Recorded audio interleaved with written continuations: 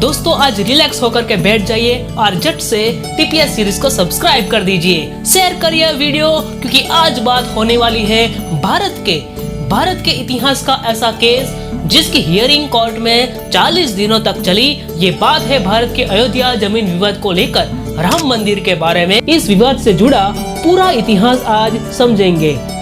500 सालों के विवाद से गिरे हुए जमीन के मामले से जुड़े इस मुद्दे पर आखिर में 5 जजों की कॉन्स्टिट्यूशनल बेंच लगाई गई और जज ने ऐतिहासिक फैसला सुनाया और देश ने बड़े संयम से उसे स्वीकार भी किया। उस पल को सारी विवादित जमीन रामलला विराजमान को मिली और 22 जनवरी 2024 के सुनहरे दिन अयोध्या में भव्य मंदिर का उद्घाटन होगा और प्रभु राम की मूर्ति की प्राण प्रतिष्ठा भी होगी। प्रभु श्री राम स्वयं विष्णु के अवतार है और स्वयं मायापति इस माया के जगत में आए और सज्जन लोगों का भला किया, दुर्जनों का विनाश किया, अधर्म का विनाश करके धर्म की रक्षा की और पूरी दुनिया के आइडल बने रहे। तो आज हजारों साल हो चुके हैं पर फिर भी हम उसी प्रभु राम के कार्य को भूले नहीं है और उन्होंने बताए आदर्शों पर चलने का प्रयास हम कर रहे हैं। तो प्रभु श्री राम अयोध्या में जन्मे, उसी अयोध्या में पिछले करीब 500 सालों से जमीन से जुड़ा विवाद चला। कई हजार सज्जन लोगों ने अपनी जान भी कुर्बान कर दी उस राम मंदिर की रक्षा के लिए। बहुत सारे केसेस कोर्ट में फाइल किए गए, नतीजे भी आए। क्यों मुसलमानों ने उसी हिंदू मंदिर को तोड़कर मस्जिद बनवाई थी और 500 सालों तक ये संघर्ष होता रहा। हमारी कई पीढ़ियां चली गई उसी इंतजार में कि हम राम मंदिर का भव्य निर्माण होते देखे। रातों रात इसी विवाद पर सॉल्यूशन नहीं आया है। जिन लोगों ने 40-50 साल तक उसी मुद्दे पर लड़ते रहे, आज वो मौजूद तो नहीं है पर हजारों के बलिदानों के बाद यह ऐतिहासिक पल आया है और राम मंदिर का भव्य निर्माण हुआ है। खुश नसीब है कि मैं 2 बार दिवाली मना रही हूँ भारत में। एक बार तो मना चुकी, एक बार 5 तारीख को मनाएंगे। तो बहुत खुश हैं, बहुत ज्यादा हम लोग खुश हैं इस चीज से लेकर।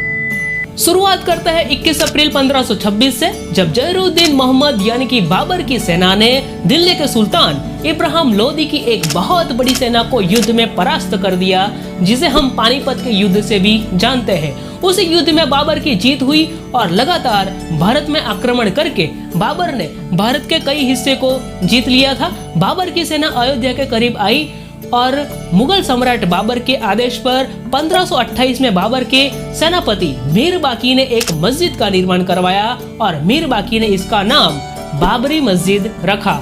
उसी समय यह मुद्दा विवादों में तथा उतनी चर्चा में नहीं आया, क्योंकि बाबर मुगल साम्राज्य का पहला शाही था और इसके बाद लगातार मुगल साम्राज्य का दौर शुरू हुआ। करीब 100-150 साल तक यह मुद्दा शांत रहा। औरंगजेब की मृत्यु के बाद राजा जयसिंह द्वितीय ने हिंदू धार्मिक इलाकों में बड़ी जमीन खरीदी। अयोध्या में इसी विवादित जमीन के मुद्दे पर राजा जयसिंह ने कहा कि मस्जिद और इसके आसपास की जगह उन्हें मिले, उसकी कोशिश भी उन्होंने की और उसी के पास एक राम चबूतरे का निर्माण भी उन्होंने करवाया। समय का पहिया चलता गया और सन 1813 में पहली बार हिंदू संगठनों ने दावा किया कि बाबर ने राम मंदिर को तोड़कर मस्जिद बनवाई थी। पूर्व आईपीएस अधिकारी किशोर कुणाल ने अपनी किताब अयोध्या रिविजिटेड में इस मुद्दे से जुड़े कई सच का जिक्र भी किया है। 1528 में मंदिर को तोड़कर मस्जिद बनवाई गई और 325 साल बाद 1855 में अयोध्या में इस मुद्दे को लेकर हिंदू मुस्लिम दंगे की पहली घटना हुई। फिर माहौल शांत भी हुआ। 1855 तक हिंदू और मुसलमान दोनों एक ही इमारत में पूजा और इबादत करते रहे, मगर 1855 के बाद मामला और भी बिगड़ने लगा। कोर्ट की दहलीज पर पहली बार अयोध्या का मामला 1885 में पहुंचा। राम जन्मभूमि विवाद में निर्मोही अखाड़ा के महंत रघुवीर दास ने 1885 में फैजाबाद की जिला अदालत में पहली बार याचिका दायर की थी। पहली बार मामला न्यायालय में उठाया गया था। फैजाबाद की जिला अदालत में महंत रघुवीर दास ने राम चबूतरे पर छतरी लगाने की और बाबरी मस्जिद के पास ही राम मंदिर निर्माण की इजाजत भी मांगी। हालांकि अदालत ने महंत की अपील को ठुकरा दिया था। इसके बाद साल 1886 से 1934 तक माहौल शांत रहा। 1934 में गौ हत्या को लेकर अयोध्या के पास के गांव शाहजहांपुर में विवाद हुआ और उसी विवाद से हिंदुओं की तरफ से बाबरी मस्जिद को क्षतिग्रस्त किया गया। ब्रिटिश सरकार के आदेश पर मुस्लिम ठेकेदार ने फिर से सरकारी पैसे से बाबरी मस्जिद की मरम्मत करवा दी और मस्जिद में नमाज होती रही और राम चबूतरे पर पूजा की जाती रही। 1947 में जब देश आजाद हुआ तब हिंदुओं में फिर से जान आ गई कि अब राम मंदिर के पक्ष में सरकार सही फैसला करेगी। India, August 15th, 1947. In a moment, the story. India's battle for independence from the British Empire had been a pressing problem since the early years of 1947 में भारत को अपनी राजनीतिक स्वतंत्रता तो मिल गई थी, पर लेकिन धार्मिक और अपनी सांस्कृतिक स्वतंत्रता का क्या, यह प्रश्न सामने आया और फिर से यह मामला गर्म होता गया। पूरी कहानी में टर्निंग पॉइंट अब आता है साल 1948 में। ऐसी बातें होने लगी कि हिंदू जनता राम चबूतरे पर छोटे मंदिर की बजाय विशाल राम मंदिर बनाना चाहती है। जिस जमीन पर राम चबूतरा है यह सरकार की जमीन है, इसलिए सरकार चाहे तो ऐसा कर सकती है। यानी कि मामला बढ़ते बढ़ते यहाँ तक पहुँच गया कि राम चबूतरे पर राम मंदिर बनाने की बात सरकारी अधिकारियों की तरफ से होने लगी। मुस्लिम डर के मारे चुप रहे और हिंदू आक्रामक होते गए और 23 दिसंबर 1949 का वो दिन आया और उसी दिन मस्जिद के ताले तोड़कर मस्जिद में घुसकर रामलला की मूर्ति स्थापित कर दी गई। भगवान राम की मूर्ति मस्जिद में पाई गई। मुसलमानों ने इस पर विरोध व्यक्त किया। मस्जिद में नमाज पढ़ना भी उन्होंने बंद कर दिया। फिर दोनों पक्षों के लोगों ने अदालत में मुकदमा दायर किया। इसके बाद सरकार ने इस स्थल को विवादित घोषित कर दिया और ताला भी लगवा दिया। तब सरकार थी नेहरू जी की और उन्होंने मामला शांत करवाने के लिए मस्जिद में मूर्तियां हटवाने का आदेश एक पत्र के जरिए के नायर को दिया, पर नायर ने स्पष्ट रूप से मना कर दिया कि अगर मूर्ति हटाएंगे तो मामला और भी गंभीर हो जाएगा और हिंसा भी बढ़ सकती है। नेहरू जी ने नायर के खत के जवाब में एक और खत लिखा और फिर से वही आदेश दिया कि यथास्थिति बनाने का, पर नायर ने अपने फैसले पर अड़िग रहे। उन्होंने भगवान राम की मूर्तियों को हटाने से इनकार कर दिया और नायर ने अपने पद से रेजिग्नेशन का फैसला कर अपना इस्तीफा पेश कर दिया, जो कि बाद में उन्होंने वापस भी ले लिया था। 1950 में फैजाबाद अदालत में गोपाल सिंह विशारद ने एक अपील दायर कर भगवान राम की पूजा की इजाजत मांगी। ठीक उसी 1950 में महंत रामचंद्र दास ने मस्जिद में हिंदुओं द्वारा पूजा जारी रखने के लिए याचिका भी लगाई थी।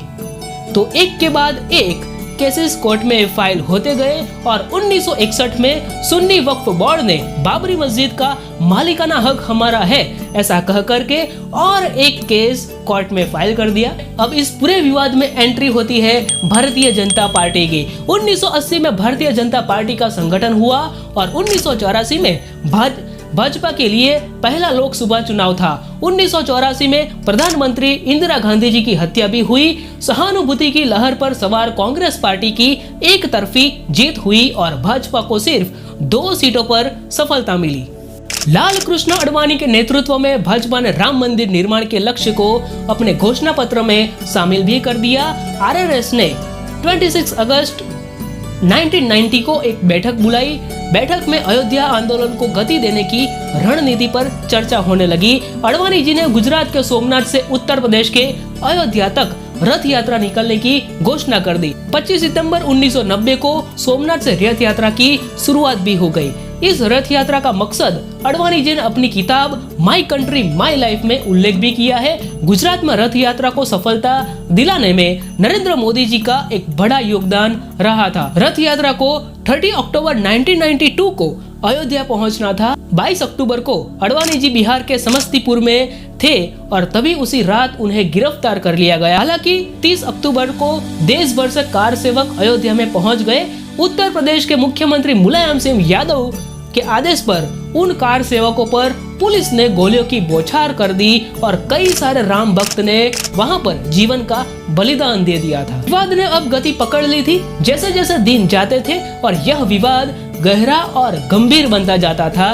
28 नवंबर 1992 को अनुमति दे दी गई कि कार सेवक 6 दिसंबर को अयोध्या में भजन कर सकते हैं, उसका आयोजन कर सकते हैं। लाल कृष्ण आडवाणी अयोध्या पहुंच गए, मुरली मनोहर जोशी भी उनके साथ थे। दोनों ने 5 दिसंबर की रात जानकी महल धर्मशाला में बिताई। अगली सुबह 10:30 बजे वो बाबरी मस्जिद की जगह पहुंच गए। नेता अशोक सिंघल, भाजपा नेता विजयाराजे सिंधिया और उमा भारती, बजरंग दल के विनय कटियार, कुछ साधु संत के समेत लाखों की भीड़ वहां उपस्थित थी। और दोपहर होते होते ही कुछ लोग अचानक से मस्जिद के गुंबदों पर चढ़ने लगे। आडवाणी जी ने माइक से मस्जिद के ऊपर ना चढ़ने का ऐलान करते रहे। विजयाराजे सिंधिया भी बार बार गुहार लगाती रही, लेकिन गुंबदों पर भीड़ बढ़ती रही और दोपहर के 1:55 पर पहला गुंबद गिराया गया। उसके बाद दूसरा गुंबद 1.5 घंटे बाद 3:30 बजे को गिराया गया और तीसरा 5 बजे के आसपास गिराया गया था। बाबरी मस्जिद विध्वंस की खबर फैलते ही देश में अशांति की लहर फैल गई। कल्याण सिंह ने यूपी के मुख्यमंत्री पद से इस्तीफा भी दे दिया। भारत सरकार द्वारा 16 दिसंबर 1992 में अयोध्या में विवादित ढांचे बाबरी मस्जिद के विध्वंस की जांच पड़ताल के लिए लिब्राहम आयोग का गठन भी किया गया था। कई लोगों को लगा कि इस बाबरी मस्जिद विध्वंस के पीछे आडवाणी जी का हाथ होगा। इसके ऊपर कानूनी लड़ाई भी चलाई गई। लगभग 3 दशक की लंबी कानूनी लड़ाई के बाद 30 सितंबर 2020 को सीबीआई की विशेष अदालत ने लाल कृष्ण आडवाणी को सभी आरोपों से मुक्त कर दिया। कोर्ट ने कहा कि बाबरी मस्जिद विध्वंस जो हुआ वह पूर्व नियोजित नहीं था और आरोपी आडवाणी जी भीड़ रोकने की कोशिश कर रहे थे, न कि उन्हें भड़का रहे थे। यह बयान कोर्ट ने पेश किया।